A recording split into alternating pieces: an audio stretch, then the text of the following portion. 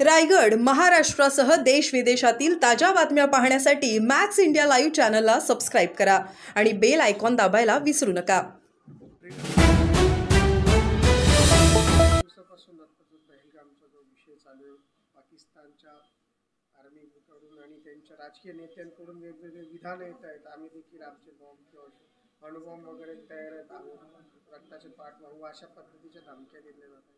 काय जे झालं ते अतिशय वाईट, त्याचा निषेध मी ताबडतोब दुसऱ्या दिवशी माझा एक व्हिडिओ जो आहे सगळीकडे मी पाठवला होता आणि त्याच्यात जे म्हटलं तेच मला आजसुद्धा म्हणायचं आहे की झालं ते अतिशय वाईट झालं आणि त्याबद्दल जे आपलं भारत सरकार जे आहे ते योग्य ती कारवाई करते आहे। मग ते सिंधू कराराच्या बाबतीमध्ये असेल, काय असेल, पाणी करार असेल, जे काय असेल ते सर्व विरोधी पक्षांनी सुद्धा सरकारला त्यांच्या जी काही ते कारवाई करतील त्याच्यामध्ये पाठिंबा जाहीर केलेला आहे। आपलं काम काय आहे? आपलं काम हे आहे की आपण आहे तिथे काम करत राहून आपलं मग शेतीचं असेल, आपलं उद्योगधंद्यातलं असेल, कारखान्यातलं असेल, हे सगळं उत्पादन कसं वाढेल हे पहिलं काम आपलं आहे। आणि दुसरं काम असं आहे की आपसामध्ये कुठेही धर्मामध्ये आपल्या इकडे वाद निर्माण होता कामा नये। काही लोकांचा प्रयत्न असू शकतो, हिंदू मुसलमान अमकं तमकं, पण आपण ते पाहिलं की ह्या लोकांचे जीव वाचवताना तिथले जो मुस्लिम बिचारा गरीब घोडेवाला सुद्धा त्याने रोखलं। एवढंच नाही तर जसं इथे आपल्या मुंबईच्या चौपाटी तुकाराम ओंबळे त्याने त्या कसाबच्या जी आहे ती रायफल जी आहे ती रोखली, परिणामी ज्या त्यांच्यावर गोळ्या झाडल्या गेल्या, तसाच नेमका प्रकार आपल्याला इथे पाहायला मिळतो की तो जो मुस्लिम घोडेवाला होता त्याने त्याची जी काय ऑटोमॅटिक गन जी काय होती ती रोखायला तो गेला की नका मारू आणि स्वतः गोळ्या अंगावर घेतल्या। मुसलमान पण आहे, अनेक मुसलमानांनी तिथल्या लोकांना जे काही वाचले त्यांना बाहेर काढलं, कित्येकांनी घरामध्ये आसरा दिला। उमर अब्दुल्ला म्हणून तिथले जे मुख्यमंत्री आहेत त्यांनी ताबडतोब कडक शब्दात निषेध केला। एवढंच नाही तर श्रीनगरपासून तर पहलगामपर्यंत सर्व मुस्लिम बांधव भगिनी विद्यार्थी सगळे रस्त्यावर आले आणि त्यांनी पाकिस्तानचा निषेध केला।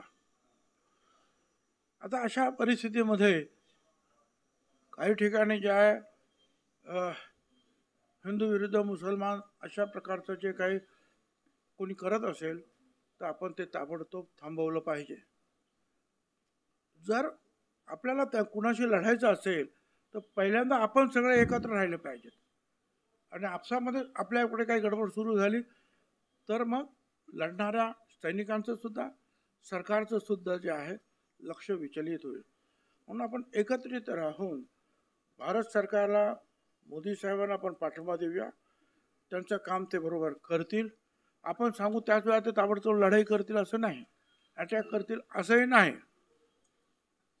त्यांचे काही एक ठराविक जे आहेत ठोकताळे असतात, कधी काय करायचं कधी काय आणि ते तुम्हाला मला विचारून करणार नाहीत। म्हणून आपण शांत राहून जे आहे आपल्या ठिकाणी आपली एकी कशी मजबूत राहील आणि आपण आपल्या देशाचं उत्पादन कसं वाढवू, आपली पण नजर आजूबाजूला असली पाहिजे की आपल्या आजूबाजूला दुसरा कोणी असा आतंकी फैलवणारा असा कोणी व्यक्ती आहे का आपण पाहिलं पाहिजे आणि आपण आपलं काम करीत राहिलं पाहिजे। जास्तीत जास्त निषेध सरकारने ऍक्शन घ्यायला सुरुवात झालेली आहे। असं आहे की तुम्ही जर गोळीबार केला तर 50, 100, 200 लोक जातील, पण तुमचं पाणी जर बंद केलं लाखो लोकांवर गदा येणार आहे, तर वेळ लागेल, पण फार मोठी ऍक्शन आहे, लक्षात घ्या तुम्ही। समजा आपलं जे आहे सगळं पाणी बंद झालं, प्यायला सुद्धा पाणी नाही, शेतीला पाणी नाही, वर्ष 2 वर्षात काय हालत होईल आपली, त्याचा विचार करा ना तुम्ही। तसं करोडो लोक त्या पाण्यावर आहेत. अर्ध्यापेक्षा जास्त मला असं वाटतं पाकिस्तान असेल. किती मोठी ॲक्शन आहे. म्हणजे एक 65 साली लाल बहादूर शास्त्री त्यांनी लाहोरपर्यंत सैन्य नेलं. त्याच्यानंतर ताशकंदमध्ये सुलूक झाला, पण ही ॲक्शन नाही घेतली. इंदिरा गांधी एका पाकिस्तानचे 2 देश केले 71 साली, पण ही ॲक्शन घेतली. ही ॲक्शन ही खरोखरच कडक ॲक्शन आहेच. आणि अधिक दुसरी काही ॲक्शन घ्यायची आहे तर ते तुम्हाला सांगून काही राज्य ते मोदी साहेब किंवा ते मंडळी करणार नाही.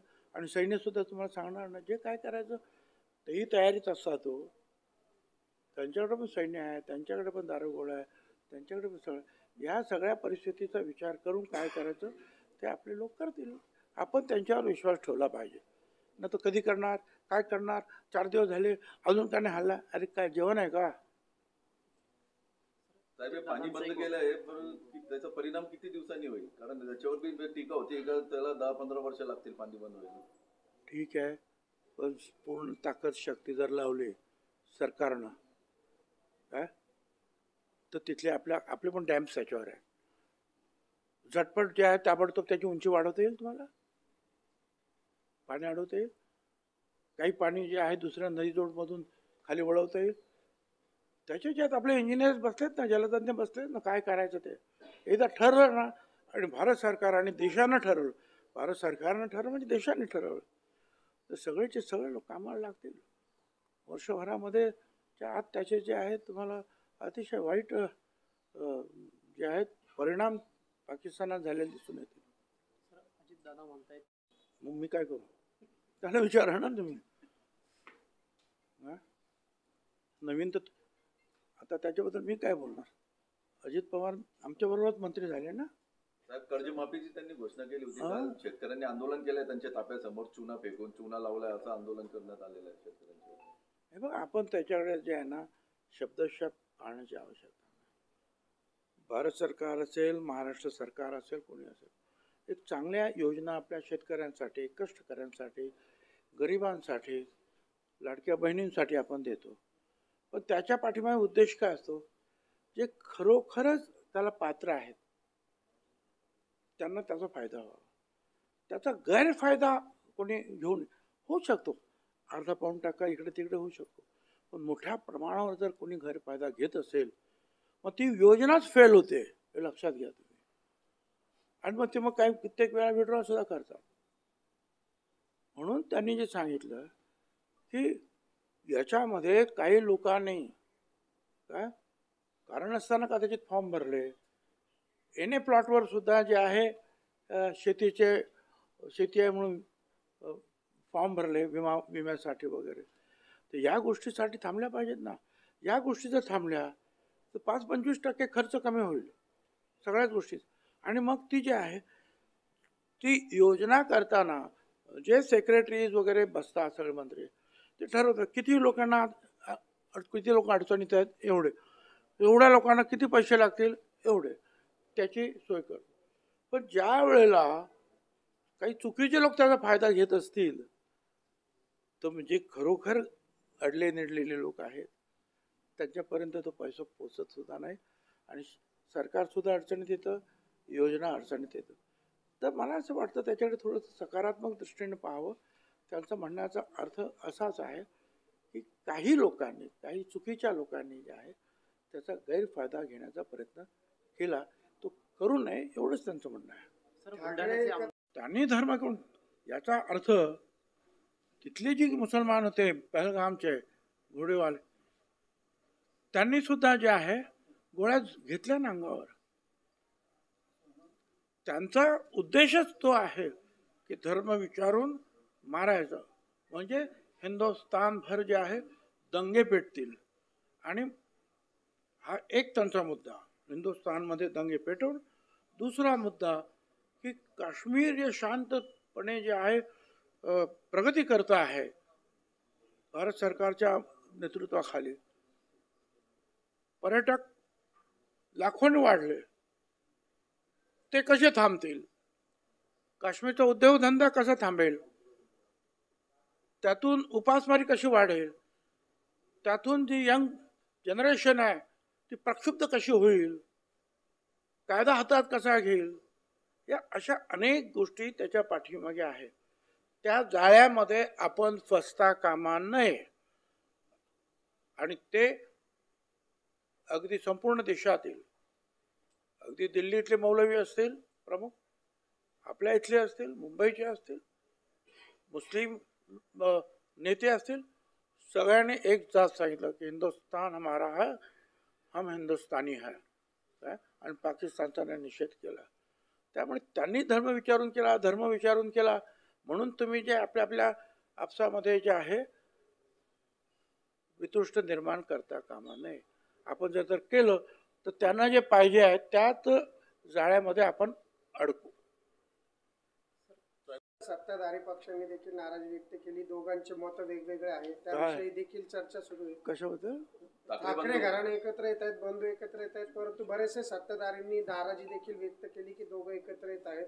याविषयी काय सांगाल? दोघांचे विचार वेगवेगळे असे म्हटले जाते. अरे एका घरातली दोन माणसं आहेत, पूर्ण लहानपण जे आहे एकमेकांबरोबर खेळण्यात गेलेलं आहे. बाळासाहेब ठाकरे, तुम्हाला असं सांगितलं तर फार विचित्र वाटेल, पण बाळासाहेब ठाकरे आणि माँसाहेब हे दोघं सुद्धा सगळ्यात जास्त प्रेम राजावर करत होते. राजा राजा राजा शाळेतून आलं की ते येईपर्यंत जेवत नव्हते. राजा म्हणजे राज ठाकरे. एवढंच ते कुटुंब जे आहे एकमेकांवर प्रेम करणं, आणि ते मध्यंतरी राजकारणामुळे दूर झालं. आता ते एकत्र येत असतील तर आपण त्यांना शुभेच्छा द्यायला पाहिजे. कोण कधी एकत्र येईल राजकारणामध्ये, नाही तरी ज्याचा संबंध नाही ते सुद्धा एकत्र येतातच. इथे तर त्यांचं रक्ताचं नातं आहे, ते आलं तर आपल्याला वाईट वाटण्याचं काही कारण नाही. ऐकलं नाही त्यांनी, फक्त धर्म विचारले. याविषयी त्यांनी जे स्टेटमेंट केलं त्याच्यावर विरोध केला. पवार साहेबांनी सांगितलं, पवार साहेबांना सगळं कळतंय कोण काय बोललं, कोण काय नाही, कोण काय. परंतु त्यांनी सुद्धा मुद्दाम ही गोष्ट टाळली जी मी आता तुम्हाला सांगतोय की आपल्याला हिंदू मुस्लिम वाढवता कामा नये. जर पाकिस्तान बरोबर आपल्याला टक्कर द्यायची असेल तर, आणि तो त्या पाकिस्तानचा प्रयत्न आहे. कारण 22 कोटी मुस्लिम असतील आपल्या देशामध्ये. या सगळ्यांबरोबर आपण लढत बसलो तर बाहेरच्यांबरोबर कसं तुम्ही लढणार. म्हणून त्यांनी जे आहे जाणीवपूर्वक जे आहे तसं वक्तव्य केलेलं आहे, हे लक्षात घ्या. काय म्हणून त्यांचा निषेध करण्याचा वगैरे काय, त्यांना सगळं काय समजतंय काय करायला पाहिजे. आपण हे बघा, प्रचंड बाष्पीभवन सुरू आहे महाराष्ट्रातल्या ना इतर ठिकाणी सुद्धा. सगळ्या धरणातलं पाणी नेहमी उन्हाने आटतं, परंतु आता बाष्पीभवन जे आहे मोठ्या प्रमाणावर होत आहे. त्याच्यामुळे पाणी जे आहे कमी कमी होत चाललेलं आहे. त्याच्यामुळे सगळ्यांनी पाणी जपून वापरायला पाहिजे. माझ्या इकडे तर 51 गावांना जे आहे टँकरने पाणी आम्ही पुरवतो आहोत. एवढ्यामध्ये असं गावचं वेगळं आहे. सगळ्यांनी जर थोडंसं जे आहे एक आपण म्हणतो ग्लोबल वॉर्मिंग म्हणजे त्याचे सगळे परिणाम आता हळूहळू दिसत आहेत आपल्याला. तर त्याला तोंड देण्यासाठी आपण सुद्धा ज्या काही गोष्टी पाळाव्या लागणार नाहीला जातात. काढला ना. आता मी तुम्हाला सांगितलं नाही, काही काही संघटना येतात आणि ते भडकाऊ भाषणं पण करतात. माझं म्हणणं आहे की तुम्ही ठीक आहे सगळ्यांना बरोबर घ्या ना, एकत्रित घ्या, चला ना. अनेक ठिकाणी एकत्रित आले ना सगळे. नाशकापासून सगळ्यांनी ज्या अनेक ठिकाणी मुस्लिमांनी जे आहे त्याचा निषेध केला, त्याला आपण बाजूला कशाला सारता. तर आता ह्या सगळ्या गोष्टी ज्या आहेत आपल्या सगळ्यांनीच लक्षात घेतल्या पाहिजेत की आपली लढाई दुसऱ्या देशाबरोबर आहे, कुठल्या धर्माबरोबर आपली लढाई नाही. असतील कौटुंबिक दृष्ट्या आणि मग राजकीय दृष्ट्या सुद्धा त्यांनी जर एक मत त्यांचं झालं असेल तर उत्तम, नाही तर कुटुंबाने एकत्र यावं. राजकीय मतं भिन्न असू शकतात. मला आठवतं, मी जर चूक नसेल तर उत्तर प्रदेशमध्ये सुचेता कृपलानी या काँग्रेसच्या ज्या मुख्यमंत्री झाल्या होत्या आणि आचार्य कृपलानी त्यांच्या विरोधात होते विरोधी पक्ष. म्हणजे आजच नाही आपल्या देशात घडत, पूर्वीपासून लोकशाहीमध्ये होत आहे ते. ठीक आहे, चला धन्यवाद. 58 लोकांचा त्यांनी अभ्यास केला. 58 लाख लोकांना प्रमाणपत्र नाही दिली. प्रमाणपत्र त्यांनी 8 लाखांना दिली. अर्थात ते सुद्धा जे आहे त्यांची सुद्धा जात पडताळणी होईलच. आणि याच्यामध्ये काही त्रुटी असतील तर काही लोक जे आहेत हायकोर्टात गेलेले आहेत.